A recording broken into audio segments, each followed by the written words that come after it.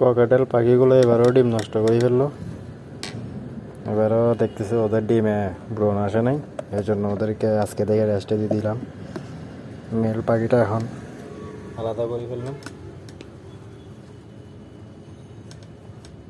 আলাদা হয়ে গেছে। এতটুকু 2 মাস রেস্টে থাকবে। এগুলো হচ্ছে ককাটেল পাখির ডিম। এটা সহ সেকেন্ড টাইম ব্রিডিং, দুবারই ডিম নষ্ট করে ফেলছে ওরা।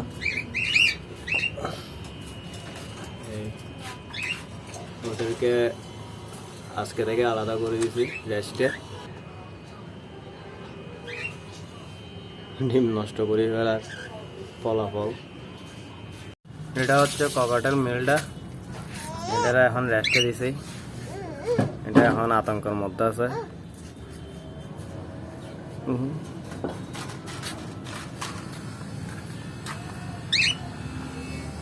আর এটা হচ্ছে যে বাজিডি কাকি মেলটা, এটাও রেস্টে বর্তমানে,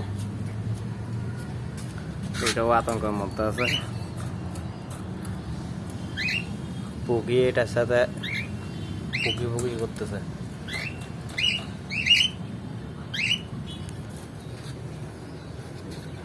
আর এগুলো হচ্ছে যে ফিমেল বাজিডিকা, দুইটাই ফিমেল রেস্টে বর্তমানে। বাজিডিকা এবং ককাটেল পাখির আপডেট হচ্ছে এতটুকুই।